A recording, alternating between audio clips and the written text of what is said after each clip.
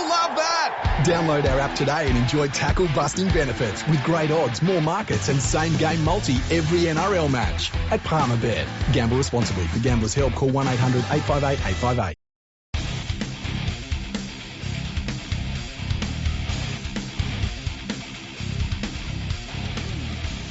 Hello and welcome to episode 406 of Fergo and the Freak. I'm that bloke from Rugby League Project, Andrew Ferguson. You can find me on Twitter at AndrewRLP. Join me as always is the glorious League Freak. You can also find on Twitter at League Freak. How you going there, mate? Going really well, Andrew. How are you? Not too bad, not too bad. Had a exciting moment at work today. Oh, really? What happened? Ripped the absolute fucking anus out of my pants. Oh, really? Yeah, I bent down to pick something up and I just heard this. It was a long, slow rip, and I went and touched it. It was right at the top of my ass crack, and I went all the way round to it would have exposed the genitals if they had been not well encased inside a pair of boxer shorts. There you go. Okay. Had to get my nuts into the podcast at some stage. Sometimes you got to do it. I was told that I was going to, last week, I was chatting to Nadine. We went to the footy and she invited me because she's one of the big shot season ticket holders, you know. And so she high rollers. Yeah. She invited me to the game and she said that she'd listened to the start of our last podcast and thought she'd send a message saying we should edit out a part at the beginning. But then I said the word "calm" like 8 different times, and she realised that's not getting edited out. So it was. We're not editing out your part either. We've got to tell people what life is really like on this podcast. That's right. That's what we are. We're honest. Mm-hmm. And but you know what we will do. Okay, we definitely won't say "come" again on this podcast. No, because come is one of those things that you know, you start coming one thing, then there's come everywhere. You know, it's a sticky topic. We should probably move on. So, State of Origin teams have been named. Yeah, and plenty of people are unhappy about parts of the different teams. So we thought we would go through both squads and talk about who's been selected, who we like in the sides, who we don't like in the sides, how we think they'll actually line up for the game. Because I think that there's a lot of 5D chess being played by people that should only be playing checkers. Yeah, absolutely. And most of the people who are complaining about the State of Origin squads are the ones saying that I don't like this selection because a player from my team's not there. Yeah, that's a weird one. Like I have never felt that way. You just pick the best players and you know go from there. But there are a couple of weird selections. Some players I wouldn't have selected, but we'll get into that, eh? Yeah. Who should we go with first? Let's go with the team that has the right number of chromosomes, the New South Wales team. All right, sounds good. At fullback, they've got James Tedesco. On the wings, Brian Tu'o and Daniel Tupou. In centre, Katoni Staggs and Jack Whiten. Halves, Luai and Cleary. Front row is Haas, Cook and Paulo. Back row, Murray, Sims and Yo. And on the bench is Crichton, Martin, Campbell, Gillard and Madison. Extended bench, Hines, Frizzell, Saifiti of the Jacob variety, Suali and Coruscant. Now, there's a lot of upset that Jack Whiten's going to be playing in the centres, and I get that. I wouldn't have had Jack Whiten in the side, but I think what's going to happen is he'll bring Crichton, and that he being Brad Fittler, I think Crichton will come in off the bench into the centres, and he'll have Whiten in as a back rower off the bench. But I think most of the side kind of picked itself. I'm a bit surprised that Josh Adokar is not there. Yeah, you know what? I heard. I briefly had NRL 360 on today, and I saw a bunch of old men complaining about Adokar not being there. Mm-hmm. And they were making a bunch of rather ridiculous arguments, none of which made any sense, obviously. I'm I don't know, I'm not too fussed about whether Addo-Carr's there or not. I can see the reason why. At the same time, you know, they talk about his defence being a bit of an issue. These idiots are going, he's a fucking winger. Well, he's not going to make 20 tackles a game. What do you want to read his defence for? You don't pick a winger for the defence. You pick him for their ability to bring the ball back, score tries, and, you know, field kicks. That's like 99% of their jobs. And they've gone on about how Addo-Carr hasn't been as involved as he was at the Storm. I'm going, well, he's playing for a team that's shit and doesn't get as much ball. And the halves are not quite the same quality. So I actually think he hasn't been playing too bad. But I also don't think he should be there either. So I think he should have been there. I think he's done about as best as you could ask for a winger that's playing in a team that can't attack. He goes looking for the ball still. I don't think his defence is a problem at all, you know. It's not. Like I would have no issue with him being in the side. But at the same time, I'm not fussed either. Because at the end of the day, he's a winger.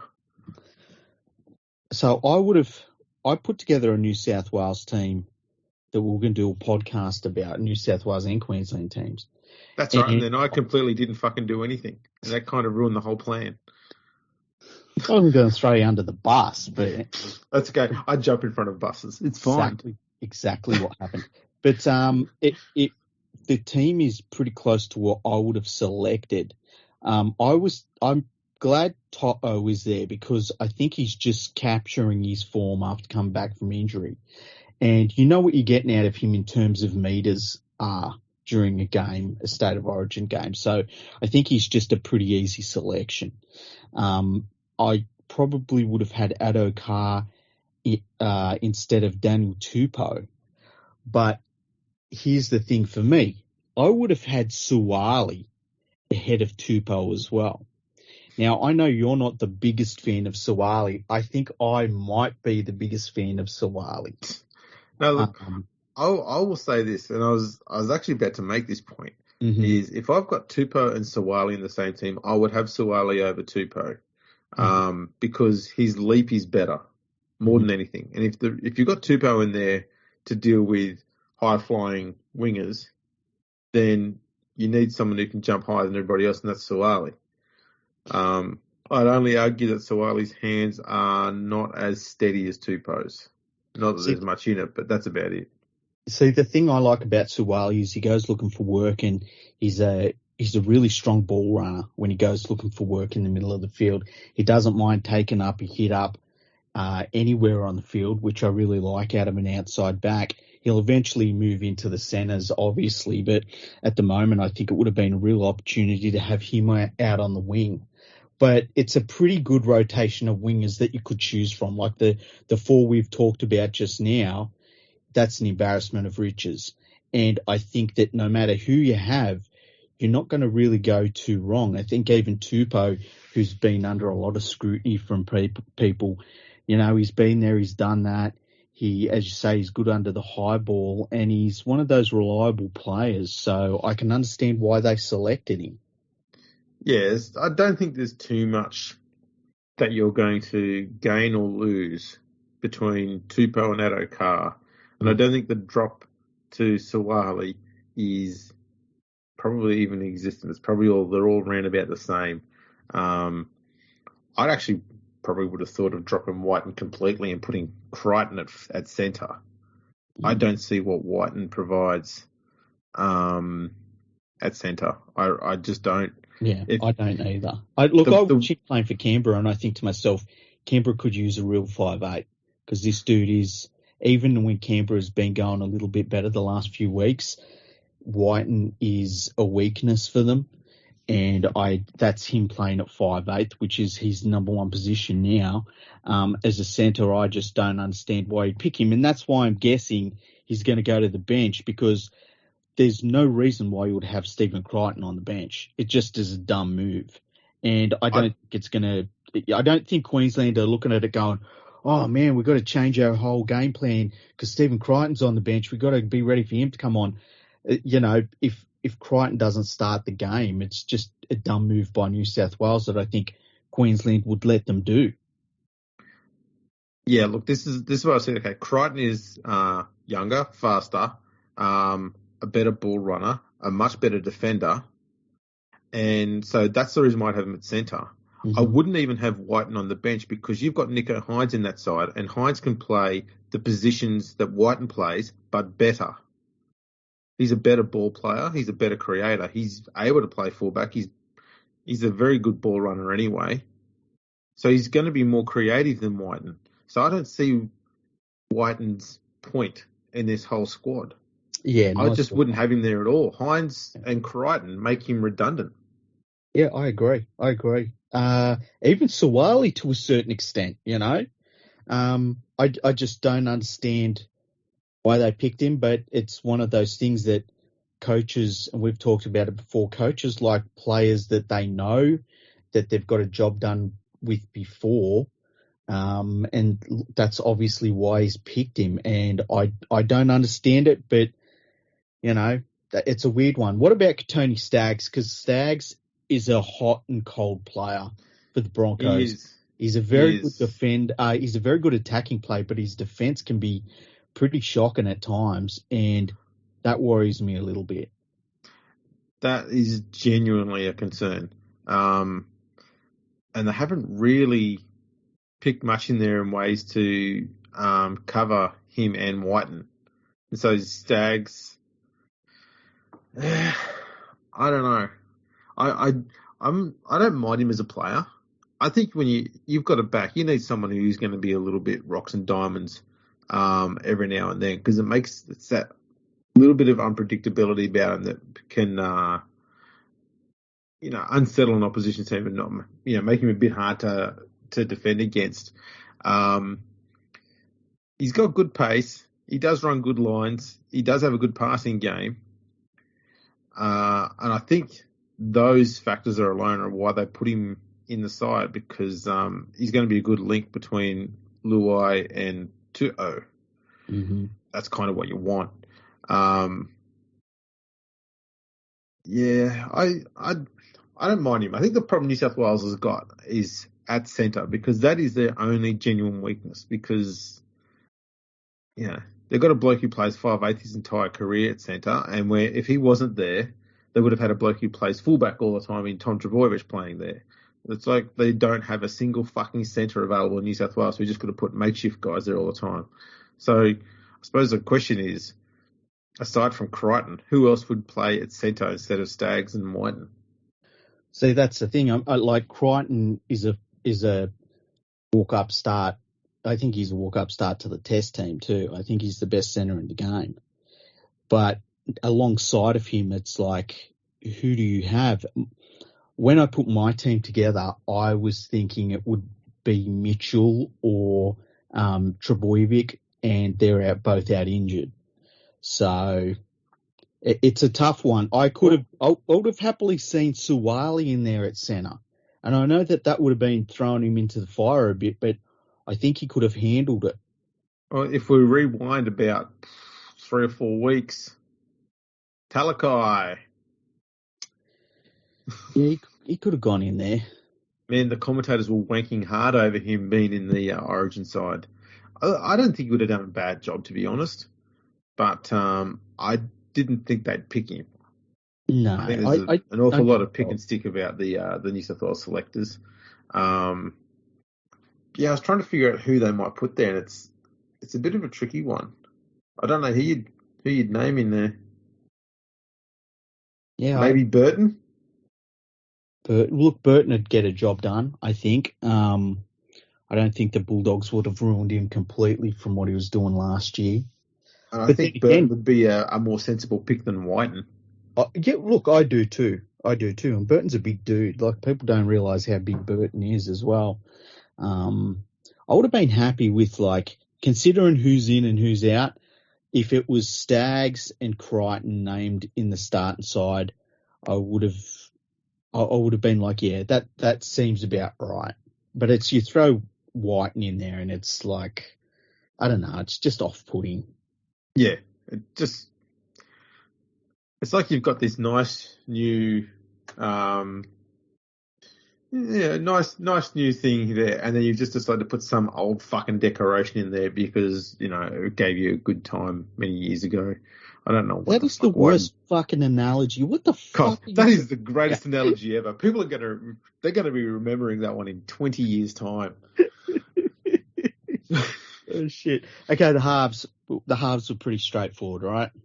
Yeah, I just want to make sure that Luai is running straighter than he is sideways. If he starts getting sideways in Origin, we're fucked. It's a problem, yeah, I agree. The front row of Haas, Cook, and Paulo, I think that's pretty straightforward, yeah? Yeah. Mm-hmm. Cook's only just started to get a bit better, and I'm talking about probably in the last 2 weeks. And most of all, in the last 40 minutes that he played. That second half against the Tigers, he was absolutely on fire. And I thought, it's about fucking time you started running the ball, man.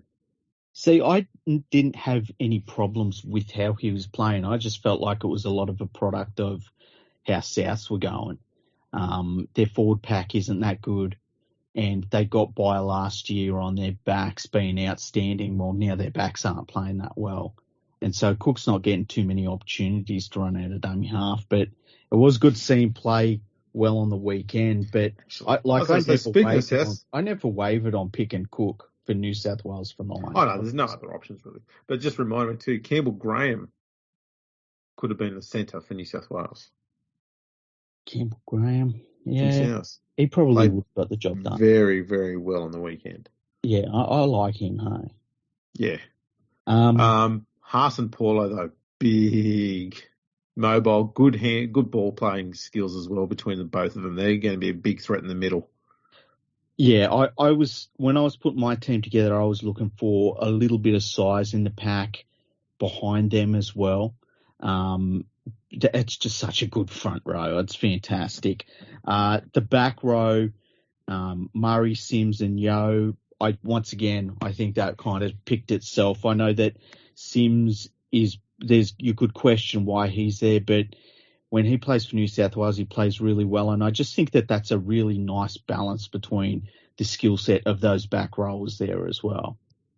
Yeah, look, I don't mind Sims too much being there, but I do think that there's an awful lot of questionable forwards picked in this side. Not so much on the runner side, but Sims, Campbell, Gillard, Madison, Frizzell, Saifiti.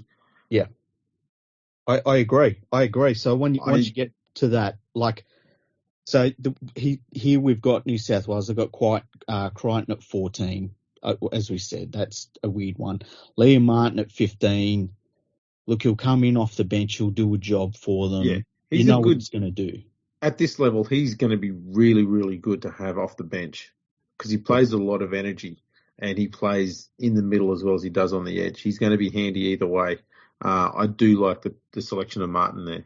Now, Reagan, Campbell, Gillard, who I like to call Tim Grant 2.0, I think that he is not a very good player. I think he's overrated. I'd rather call him Tim Grant 1.1. 1.1. That's a good one. I don't get since he left Penrith, and actually not even his last season at Penrith, the one before that, was about the last time he was absolutely at his peak. I agree. And he's had moments where he's reached that level at Parramatta, but he hasn't maintained it for very long periods of time. Madison's another one that's similar. Guy can play out of his skin, but he doesn't do it frequently enough for long enough. Yep. Frizzell, I've not seen him play a good game for years. Yeah, Jacob Saifiti is just a Matthew Johns fucking pick, and I don't know why they persist with it. He's been terrible this year, Saifiti. Yeah. He's been terrible. I don't get why they keep picking him. It's got me beat. I don't get it. I mean, Frizzell and Saifiti, they're shocking selections.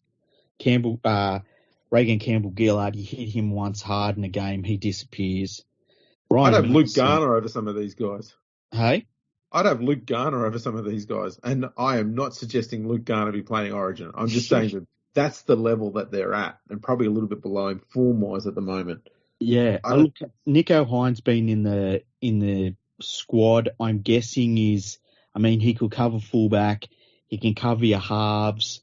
He's pretty versatile in terms of if you get an injury, he can slot into a lot of positions. He could probably even play on the wing if you really needed him to. So I get him being there.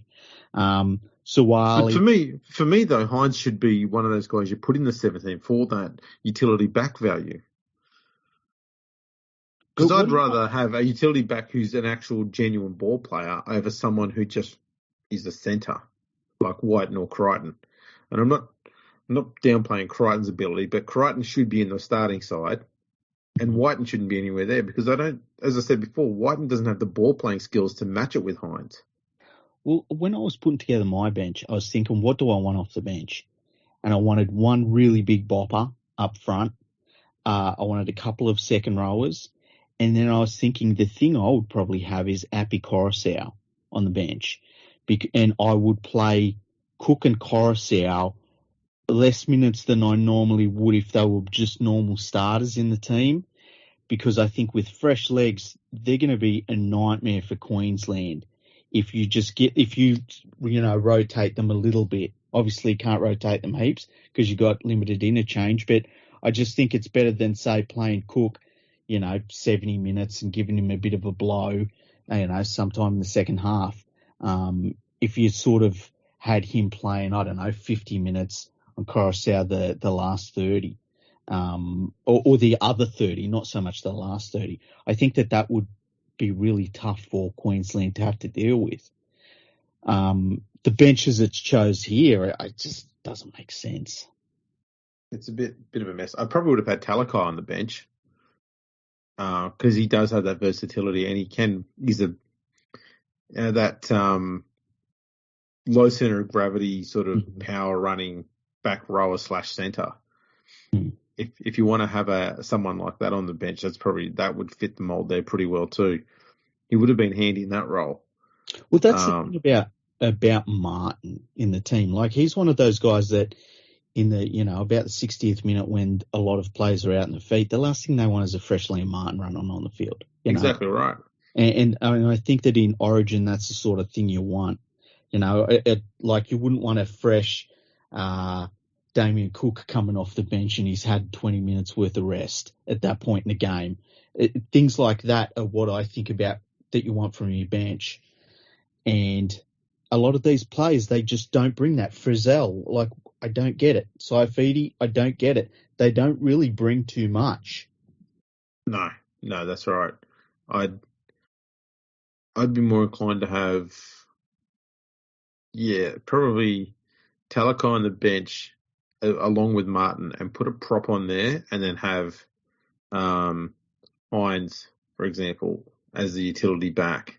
Mm-hmm. And that way, if you do get an injury to a back and you need to bring another back on or a half or something like that, you've actually got two players that can cover that anyway.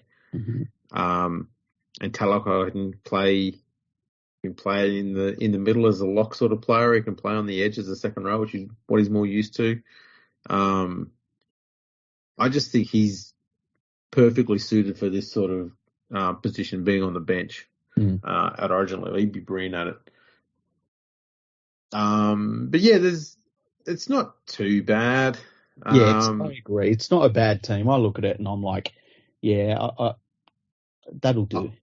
I like the 1 to 10 an awful lot. Yes. And Murray's been in pretty good form, so I don't mind him there. Yo deserves to be there. He's very, very uniquely skilled. Mm-hmm. And I say that in a very positive way because he's just a little bit different, enough different to most other lock forwards to make him just a little bit complicated to play against. Mm-hmm. Kurt Capewell's another one that's kind of similar. Like, you see the body of him going, yeah, okay, he should be in the forwards, but he's just got these little things he does. He's got that little step closer to the line. He's got a good passing game, and just really intelligent when he uses it. He knows when to use it properly. Mm-hmm. So it makes him just a little bit tricky to handle. So he's always going to be there. But yeah, just that extended bench is just a mess. Yeah, I just that's the sort of thing that New South Wales in their losing run, they picked a lot of players like that. Yes. And we've got a lot of very good players that should be in those positions, ready to rock and roll. And I mean, there's some tired players at the end of this player list for New South Wales. Yeah. There certainly is. Now, let's have a look at the Queensland side. Now, in past years, the Queensland side was basically just selecting, if they could, 21 players who are eligible to play for Queensland. Yeah. They've actually had a few players, thanks to the Cowboys hitting a bit of good form, as well as the Broncos finally getting back on the winners board. They're actually starting to find some extra players, which is starting to look they're looking a bit handy now, because they've not only got decent players there as well as a bit of experience, but they've got players in form and a pretty good mix along the way too. So at fullback, they've got Ponga. On the wings are Cobbo and Coates. Centres are Holmes and Gagai. Halves are Munster and Cherry Evans. In the front row, Farmer Sumuluai, Ben Hunt and Josh Papali. Back row is Capewell, Felice Kafusi and Ruben Cotter. On the bench, Grant, Lindsay Collins, Patrick Carrigan and Jeremiah Nanai. And the extended bench is Dearden, Arrow, Flegler, Tabuai Fidau and Tuolagi. I really, really like the vast majority of this team. I'm shocked Ponga's there. I'm utterly shocked he is there. AJ Brimson should have been there. Yeah, it's a tricky one because you've got so much creativity in the rest of the spine in Munster, DC and Ben Hunt, and with Harry Grant on the bench. It's not like you need another skilled ball player in the side as well. If you wanted to, you could have just put Gagai or Holmes at fullback. You just need a kick returner there more than anything. Strong kick return, and Ponga doesn't genuinely give you that. Exactly. And that's where I think Brimson is that right combination. Like, he's got a little bit of ball playing in him. He's been playing a lot of 5'8" for the Titans this year. But when he played fullback for Queensland, he was fantastic for them. And he does run the ball back better than Ponga, weirdly enough. I just was shocked that they picked Ponga. I think if you look at his club form, it's really, really bad. And, he's not a worry carrying the ball back from fullback. No. Two I thought might have got a look in here was Reece Walsh. Yeah, like I wouldn't, if he had been named at fullback, I wouldn't have blown up about it. I would have said, yeah, that kind of makes sense. Obviously, playing in that just fucking tragic New Zealand Warriors team, that is gonna, hold him back from rep opportunities. Sorry. So, I thought they might have at least put him on the extended bench, kind of like what New South Wales did with Suali. Yeah. I thought they might have put him there. Well, I guess Hamasai, Tabuai Fidau. That's it. Yeah. He can play fullback if you need him to at a stretch. Oh, absolutely. I mean, they've got basically fullbacks throughout most of the back line there. Munster can play fullback. Holmes can play fullback. Gagai can play fullback. Coates probably could. Yeah. They've got plenty of pace in that back line as well, especially in the three quarters there. Cobbo and Coates, very toey. I mean, was it even a month ago we were saying someone Cobbo probably needed time in Queensland Cup just to get physically up to it, and since then he's been like playing like the best player in the world. It's been great. He has been, yeah. He's been phenomenal.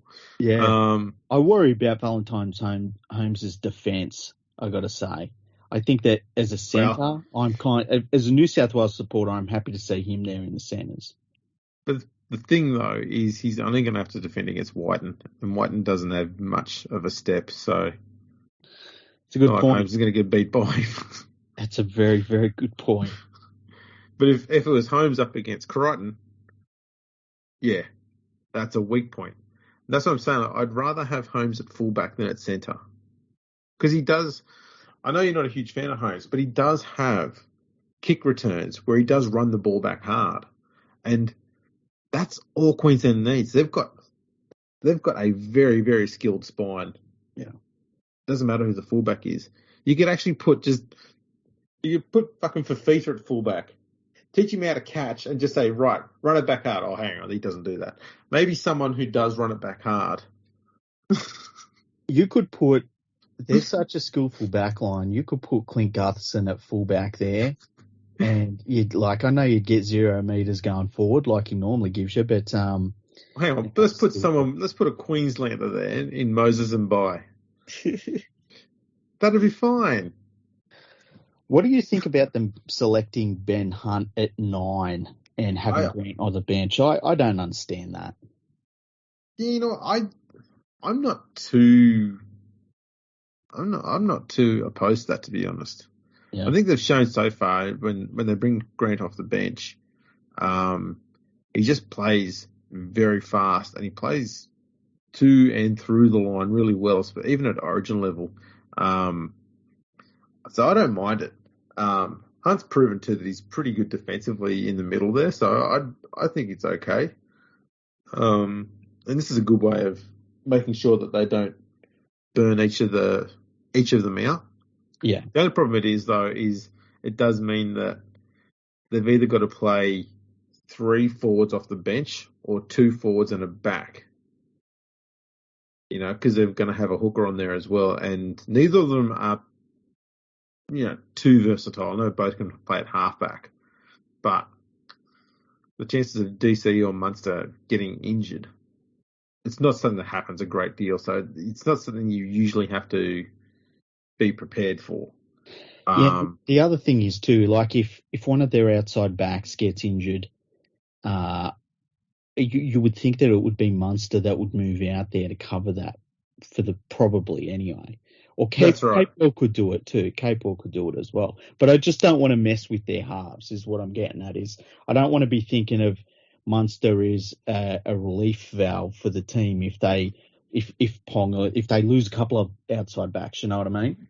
Yeah. But this is the problem though, is if you keep the spine intact, or if you keep the halves intact and you've lost an outside back, you will likely have to move 2 players. So it might be, say, if Ponga gets injured, Holmes will go to fullback, Capewell goes to centre, and then you bring a forward on. Mm-hmm. And so you don't have someone coming from the bench you can just slot straight in there. That's their problem. Yeah. Or just one other move. It's got to be 2 or 3 moves in order to make it work. And so that's not helpful. And that's the only thing they've got is there's not a huge amount of versatility when it comes to the bench if something bad like that happens. Mm-hmm. But other than that, it's a pretty decent forward pack. I don't mind it. The only thing is, I don't know why teams keep picking Kaufusi. I think he's past it, man. He's so past it. That's the other thing. Like I'm glad to see Patrick Carrigan in there. He really deserves a start. But look, Cotter has been playing fantastic this year. I'm happy to see him there as well. Mm-hmm. Kaufusi, I don't know. The coaches, they love somebody that they're comfortable with. They just love it. The problem with Kaufusi's case, especially at origin level, is he's full of brain snaps and he will be giving away penalties. He just doesn't know how to reel them in when the emotion gets up a little bit. He just starts doing stupid niggly shit or, running around with his elbows out like he's a fucking chook. What are you doing, man? Put your fucking elbows down.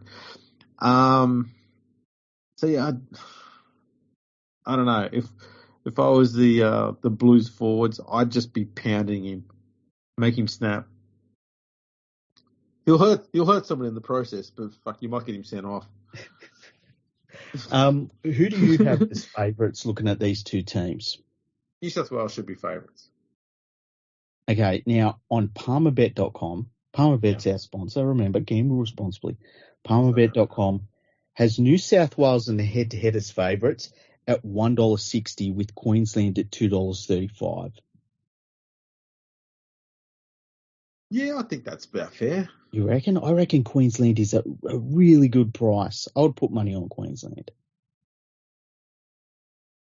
Yeah, the thing is, okay, when you've got the very good kicking game of Nathan Cleary and you've got Tupou running at Cobbo or Tu'o at Coates.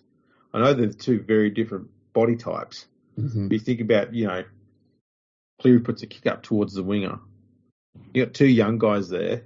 One's going to have an experienced bloke who can jump over the top of you, and the other one's going to have an absolute fucking train running at him. It's going to get in. It's going to get in your head, and all Cleary's got to do ball up there as long as possible to make sure his wingers are right on top of him. You'll get in the head straight away. I don't know. I really like the look of this Queensland team, man. No, it's a good looking side, but there's a few young players in places where you kind of want a little bit of experience. I don't mind Cobbo and Coates. I think they're very, very good wingers, and they're going to be really, really good. But you could probably also make an argument for Kyle Felt to be in there somewhere, and I know a lot of people would think that's a bit odd, but Kyle Felt will deliver for you more often than not. And when you've got, a lot of tries nowadays in Origin are scored out wide, you need a bloke who knows how to find his way to the line in very short space. And that's something Felt is just an absolute master at. See, I think Felt might be injured at the moment. Well, that's a bit of a fucking shame. I just think he's, I don't know, a lot of people just shit on him for some reason. I don't think he's that bad a winger. He gets a job done. That's the thing. Yeah. That's kind of what you want. It is, yeah, it is. Now the line has been set at 3.5 points. Queensland have a 3.5 point head start. They're at $1.90. New South Wales with 3.5 point handicap are also at $1.90. They've set the total points for the game at 36.5. I'd want to see what the unders might be a chance there, I think. Hey? Unders might be a chance there, I think. Yeah, well, the line hasn't moved on that. It's $1.90 whether you take the overs or the unders on that. But I think if it's raining, you definitely go unders. But I'm guessing that people will start smashing the prices on that. So I'm just trying to see what else we got here that would be interesting to talk about. Let's go to the popular markets. Halftime for anytime try scorer. All right, pick an anytime try scorer, Andrew. Anytime try scorer. I'm going to go with Valentine Holmes. Ooh, okay. I'm going to go with Harry Grant. Valentine Holmes, anytime to score a try on Palmerbet.com, $3.45. That's pretty good. Yeah, that's not bad, huh? He does know how to find the line. He's going to surely be up there. Harry Grant is $6.50. You know what? Damien Cook is $6.75. God damn. That's pretty good. Is there anyone here? Ben Hunt is $7.75. He's a good one. William Martin, Nathan Cleary, $4.90. That's not bad either. Anytime try scorer. Yeah, that's not too bad. He's not too bad at getting his way to the line either. Yeah, he's a good hard ball runner. Be handy at the end of the game. So if you had to, so you're picking New South Wales to win this year? Naturally. Okay, I find it very hard to pick against New South Wales for this one, and I would say I really, really like the look of this Queensland team, but I'm sticking with the current champion New South Wales side, and hopefully they've just got enough of that cohesion to get them through, because Queensland has made a fair few changes, especially to their back line. So we'll find out how that all happens and lines up on the 8th of June. What are we now? Like 9 days away now, something like that? Yeah. Awesomeness. I can't wait. It's going to be awesome. Hey, there's been, away from Origin talk, a little bit of player signings, re-signings. Okay. The Dolphins have announced the signing of Ewan Aiken from the Warriors. Okay, that's not a bad one. Yeah, he's pretty handy. Solid, yeah. Fill out the side. And the Dragons have done the Tigers a solid by re-signing Jack Bird. The Tigers have apparently been looking at him.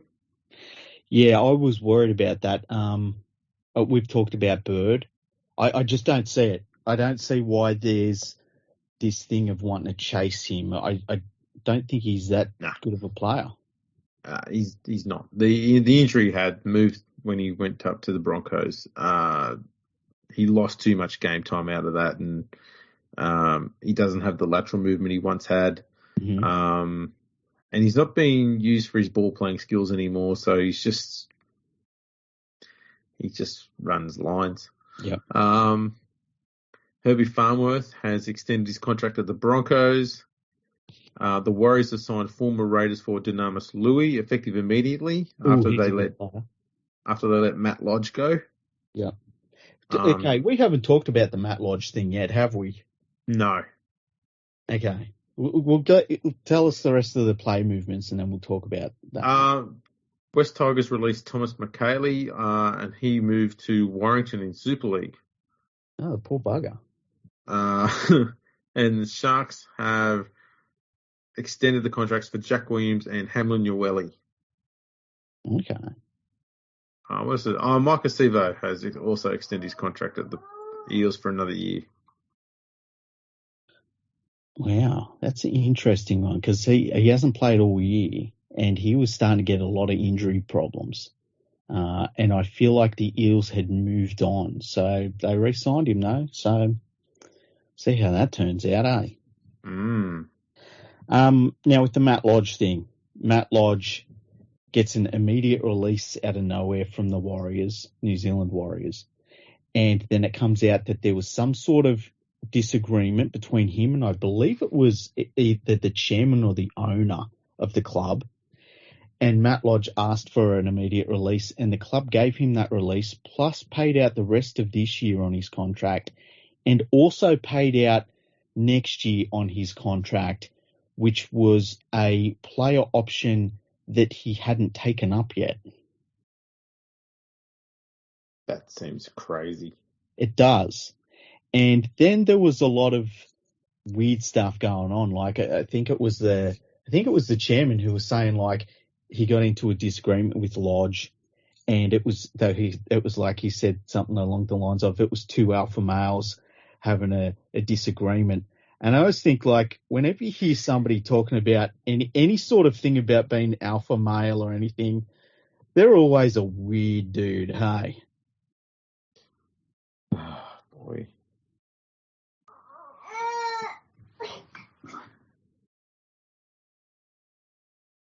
No, he settled. Okay. Let me.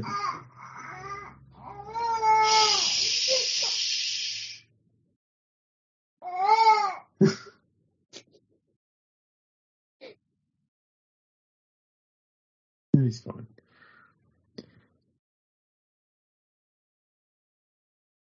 Yeah, look, when I think alpha male, I think going to the urinals and picking the one in the middle so that no one can actually, they've all got to sit around and wait because no one wants to stand next to someone else taking a piss. That's kind of what an alpha male is. So essentially, we've just got two blokes standing next to each other taking a piss, trying to be in the middle. I always think when somebody talks about that alpha male shit, I always think like they're scared of something.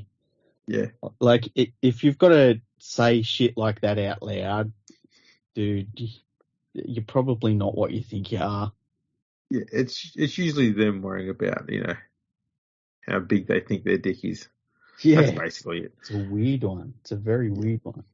And then we have issue up at the Broncos with Payne Haas, who has a new management team, and they want him to get an upgraded contract offer from the Broncos.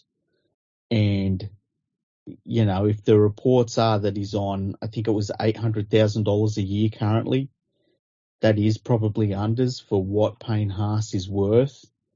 But it does look very messy.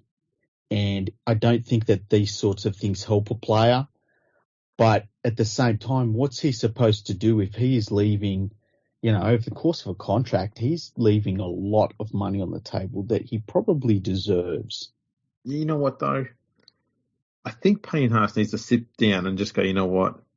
I did have a little bit of a drama a few years ago, and the club helped me out there. Maybe I should just shut my fucking mouth and take this money and wait till my next contract comes around and then talk about getting extra money then. But it's a long-term deal. That's the problem with this contract. So it doesn't matter. Consider it you repaying the club for when you're a dickhead and force them to fucking help you out. Now it's your turn to return the favour. That's how I look at it. Mm-hmm.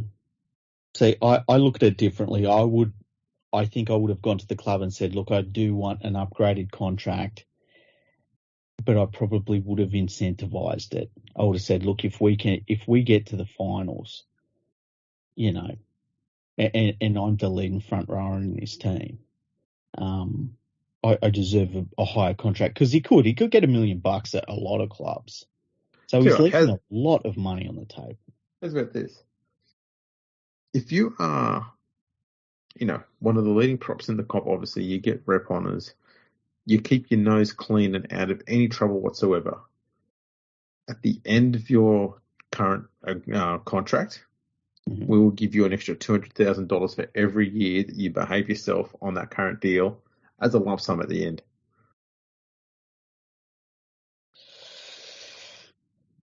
Imagine that. You're just sitting there going, I've just been paid $800,000 this year. Oh, and I get another $800,000 on top. I don't know. I would just want more money. If I was to play like Payne Haas, I'd say I want more money.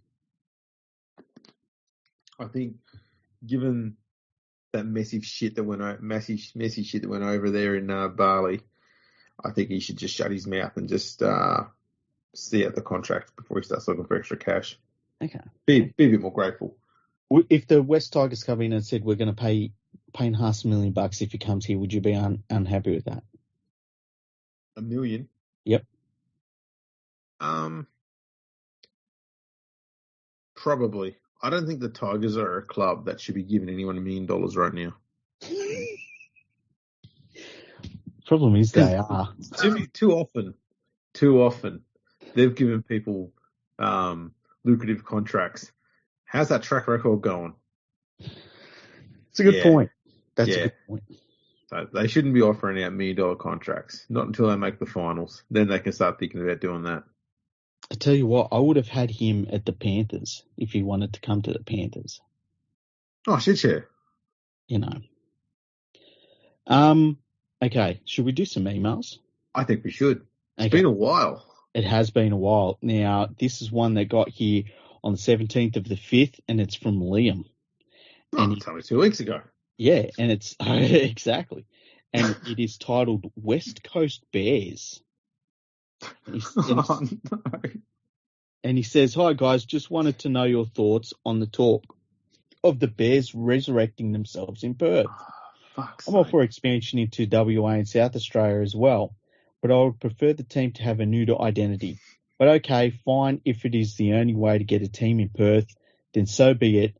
But the idea of having 4 home games at North Sydney Oval is possibly the dumbest crap I've heard.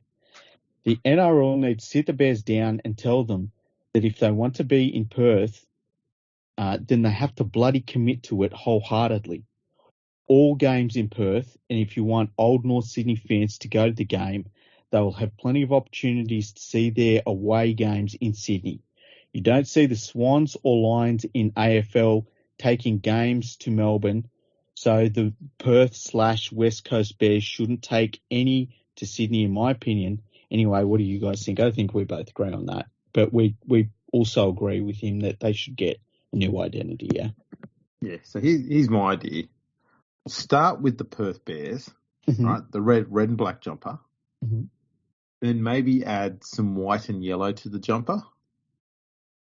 Mm-hmm. And then take the bear, make it a bit bigger, give it a long tail. And maybe make its legs, like its back legs, a completely different size to its front legs. And make it sort of jump around the place. Instead of wandering around slowly and whatever the fuck bears do. And then maybe you might have like a red sort of kangaroo-looking thing. And then you might actually have a team that is unique and uniquely Western Australian. And the colours, black, red, yellow. Yeah, obviously West Australia has a large Indigenous community out there, so all representation as well. So that channels into that, and the white that can be the little bit for North. Okay, so I would love for the new Perth team. They announce it. They say the new team is in Perth, and our mascot. Here's our mascot, and the mascot comes out, and it's a bear. And he's out there in front. He's sort of dancing around. And then you hear like a smashing music sound, and it's like, what's going on? And a quokka comes out and just starts beating the shit out of this bear mascot. But then, right, it goes on for too long and it gets really awkward. And it's just like everyone's really quiet because he's been beating the shit out of this bear for like 10 to 15 minutes with his big smiley face on. I think that would be perfect. Yeah, instead of this big crashing music, it should just be the Stone Cold Steve Austin breaking glass. That's kind of what I'm sort of getting at with, yeah, exactly. Like, oh my God. I think that would be the perfect way to introduce the new team in Perth. I am fully on board with that. If you're listening to Benny Elias, you stupid prick, fucking do that. Now, I'm sure he's involved. Hang on, there was a little bit more to Liam's thing. P.S. Why are Bears fans the worst at letting go of their team? I don't see Newtown fans complaining about not being in top grade anymore. I don't know. I know. There's some West Magpies fans out there you should probably get in touch with. And they appeared in a grand final more recently than the Bears, despite dying over a decade before them. That's a good point, though. Yeah. I think the Newtown fans, though, were a lot more accepting of their fate. And, they accept that the NRL is not for what the game used to be like in the 60s and 70s when they used to watch their team play. Yeah. But the New South Wales Cup is, and they found their niche, and they like that niche, and they're happy there. Yeah. Because they're normal, well-adjusted humans. That's why. North Sydney fans don't know what's going on there. That's right. Every time we talk about North, he gets cranky. Yeah, I understand that. He sounds like Greg Florimo sometimes, hey? Every time. All right. Well, anybody that's listening, we just removed some baby crying from the podcast. Yeah. That's what happens when we talk about Greg Florimo in North Sydney. So stop sending us emails about him because you make the babies cry. Exactly. Now, we've got another email here from Adam. The subject is, and we got this on the 16th of the 5th. And by the way, I've sorted out my emails. So you can all start sending emails again. I was getting like 40 emails from just ridiculous spam emails every day. It was really hard to get to the emails. So it's all sorted again. So send your emails in again. He says the subject is the Sharks and Shane Flanagan. His comment is, hey, Freaky and Fergo. Long-time listener, first-time caller. There's always a lot of talk about the Sharks and Shane Flanagan and the stink of impropriety around them. Without exposing yourselves or being sued, can you guys do a discussion about it? I literally know nothing about it. Why would we be worried about getting sued? Hasn't stopped us yet. So, do you want to sum it up quickly, or should I? Oh, look, we can both get into it. Okay, so look, Flano was the coach in charge of the Sharks when they were found to have been involved in their peptides regime. And the peptides were essentially the ones they were using, and they weren't using them for too long. I think it was like 6 weeks or 8 weeks or something like that. But the peptides they were using were all about trying to let the players recover from injuries faster. So that's how they were deemed to be performance enhancing. Now,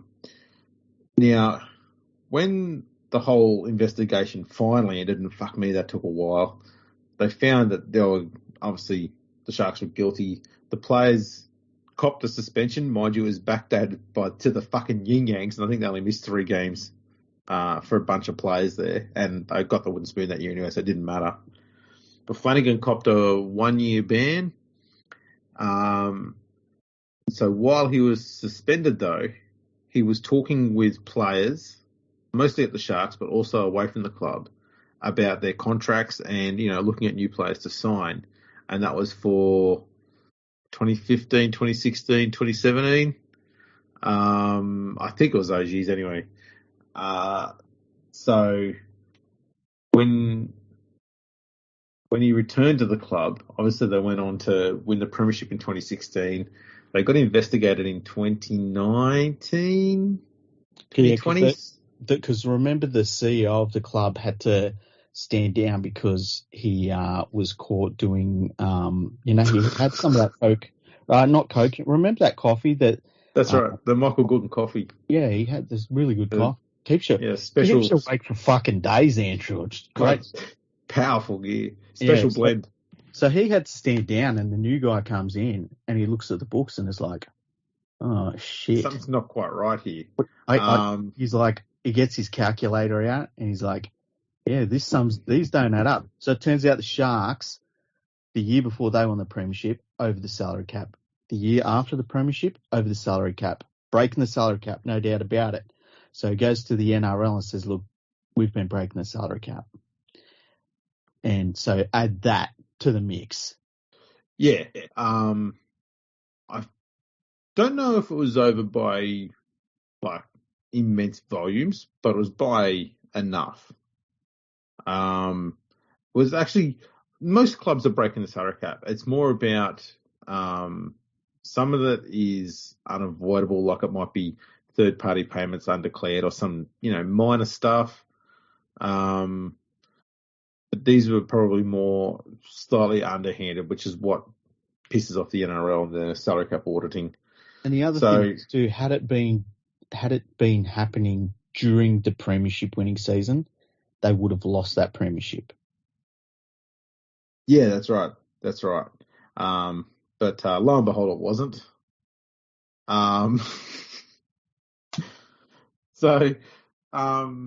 Flanagan copped a life ban. No, as we know, life bans, they last as long as, the thing, as your arm, really. The thing in there too that was happening is they found out that while he was banned, he was also actually doing business of a coach. And that's right. Emails, remember? That's what I'm saying. So he was, that's what I'm saying. He'd been contacting a lot of players about contracts and stuff like that. So that's what got him banned. And it's supposedly it wasn't a lifetime ban. It was what was the word they used? An indefinite ban. Indefinite ban, and then that lasted 3 months. Yeah, and then he got an assistant coaching gig at the Dragons. And then after a little bit of time there, and the media stopped hanging shit on him, not that the media did really, because Buzz Rothfield's a good fucking mate of his, and he's been running around trying to do his, get him rehired everywhere. Impartial as fuck. Then he got a gig as a commentator at Fox Sports. What a great fucking addition that was. He also got a gig on 2GB. That's a good thing I don't listen to radio. Yeah. So that's basically what happened there. I think we covered it all. Yeah, I think that's about it. It was a messy period. Also, when his son was struggling at the Sydney Roosters, Trent Robertson. Yeah, Robertson dropped into reserve grade. He's going, "Why'd you drop my son?" Yeah. I mean, yeah, that's what every 21-year-old fucking young NRL player wants, is dad ringing him up, having to go at the coach. Mate, it's not the fucking Camberwell under 10s, mate. Fucking hell. But that's pretty much it. That was what was going on. And why any club would want to deal with any of that shit is beyond me. It's got me beat.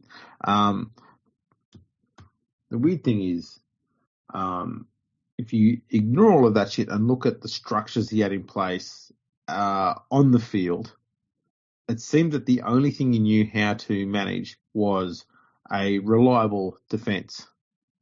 The attack, clueless. Just defence.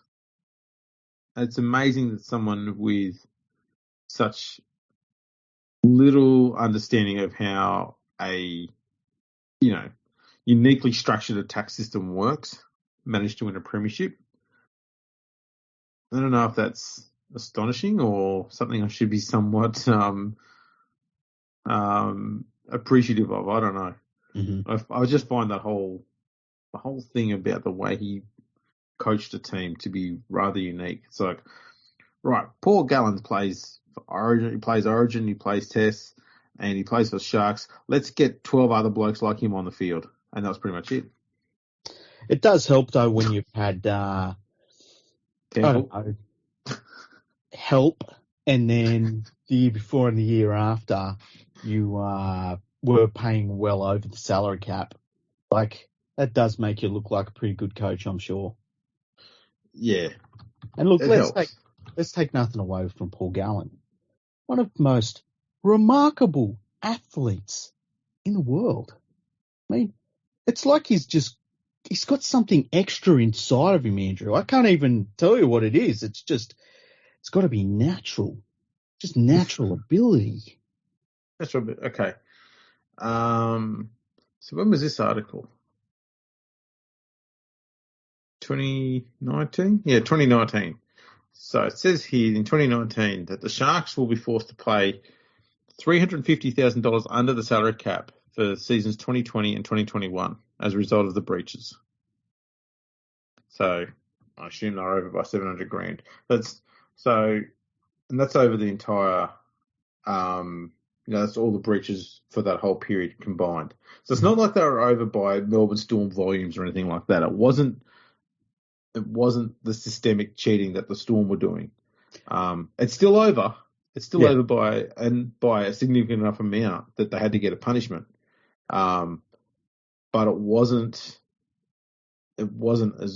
as gross as some of the other ones. Like, it wasn't as bad as the Eels one or the Storm one, or even the Bulldogs one few years before that in the early 2000s. There was something to be said, though, that when you find a way to cheat all the ways, kind of compounds everything. Yeah, and then to completely ignore the punishment and the sanctions put on you. That for me, the cheating alone is enough for him to be completely banned. The fact that he ignored the suspensions and kept trying to do his work while suspended, that is the reason why he should never be coaching at any level ever again. And that's also a reason why I hate the fact he's got a gig as a commentator. There's a lot of great young commentators out there in the world. And I'm not talking about myself because I'm shit out. So it's not me. I'm talking about a lot of other people out there who are very good commentators who would absolutely love to have a job like that. And this cheating fuck walks into one based on what?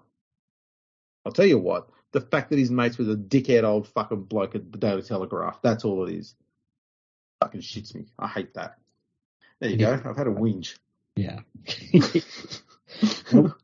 We've got another email here. I can't remember if we read this out before, but it's about Nathan Brown and combined losses. Did we read this one? I don't think we did. Okay, so this one's from Mike, and the subject's Nathan Brown. And he says, "G'day, boys. So after the Warriors were defeated 70-10 by Melbourne, it did remind me of the time St George Illawarra were also defeated 70-10 by Melbourne in 2000. Nathan Brown, we did, yeah. Oh, we did? Yeah, I think so, yeah. I thought we might have, yeah. I thought he was talking about, like, combined wins of his entire coaching career and playing career. No. I'm happy to look that up. Well, I think we did. I think we did already. Well, he said at the moment, 234 losses between his English career and the NRL as a coach. Uh-huh. So 234 losses. And as a player, lost another 77 games. So he's 311 losses. Who would be up there for losses for that? All-time losses. Probably someone at North Sydney. You reckon? A couple of those early West teams. Well, I was thinking maybe some of the later West teams, hey? Maybe. Like, would Tommy Actually- Rodonigus? Actually, Craig Coleman. Ooh. Yeah, I thought someone who's played for South and West in the 90s and then was a coach Paul as well. Langmack. Ooh, that's not a bad one. Yeah. Coleman has had 175 losses as a player Mhm. and 37 more as a coach. Wow, that was rather disappointing, really. Langmack. Yeah. I thought he was I don't think Langmax will be that bad because he was at the Bulldogs for a long time when they were successful. Yeah, early on though. So he's got 147 losses as a player. Mate, he's too far behind. And only 29 as coach. Okay, what about see,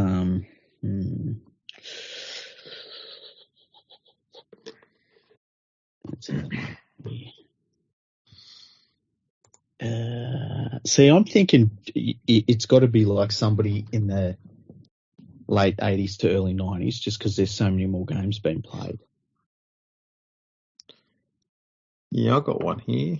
How about Tim Sheens? Ooh, I was thinking Tim Sheens.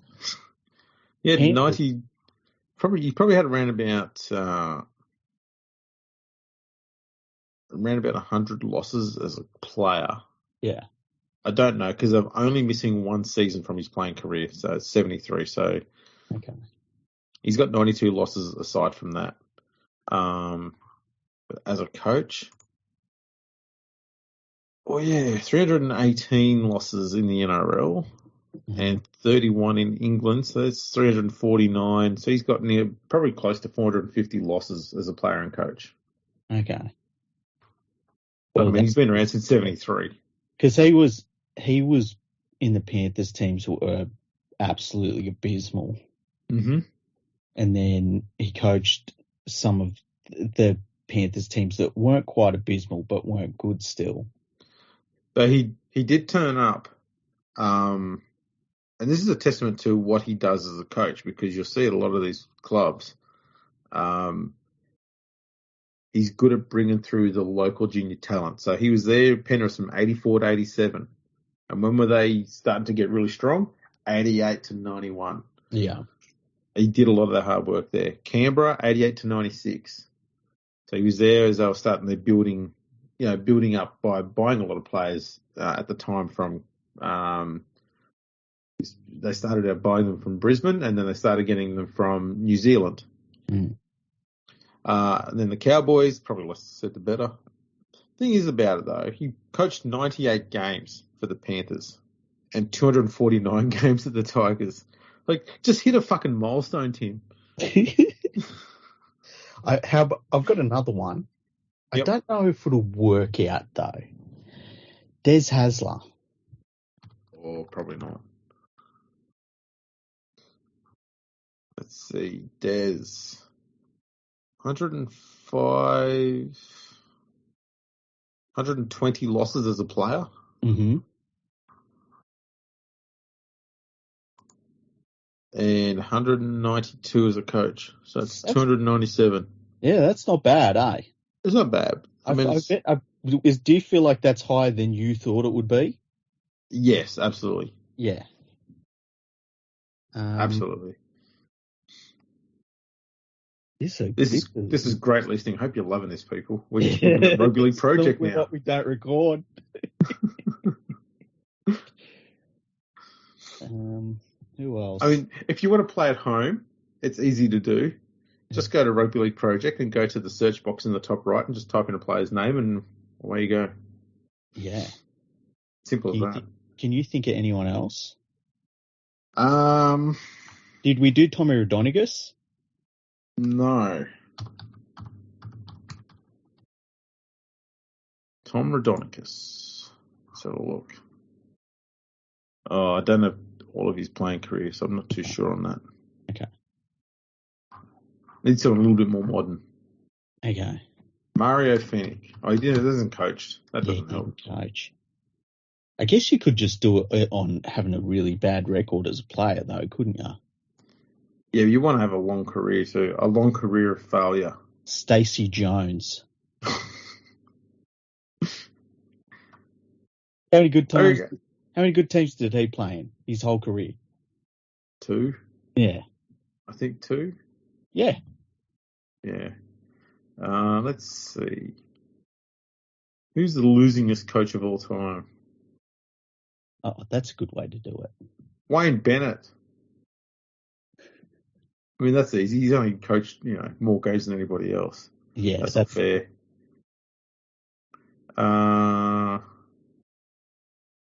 Nathan Brown's got a pretty good record. Yeah, Nathan Brown's going for it, hey? He really is. Who else is there here that might have... Yeah, I've gone too far down the list. I'm already at the blokes who just had 100 losses as a coach, so they're not going to make it. Yeah, they're not going to. But there's only 4 coaches in NRL history, and I'm talking about back to 1908. I won't go through all the bloody other acronyms, NSWRL, it's a shit. There's only been 4 coaches to rack up 200 or more losses. You want to have a crack at who they might be? 200 losses. Wayne Bennett. Yep. Tim Sheens. Yep. You're going in order at the moment too, which is good. Oh, number really? 3. Yeah, number 3 is? Number 3. So I'm thinking about coaches that have been around a long time more than anything. Yes. I don't think him.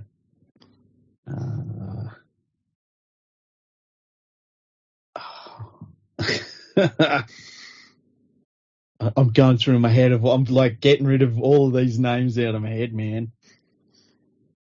Is Nathan Brown one of them? No. Okay. He's at number 8. Okay. But there's a couple more. Yeah, this is difficult, this one. Yeah, well, he coached 601 games. Brian Smith? That's correct. And number 4 is also a current coach. It's a current coach. Yep.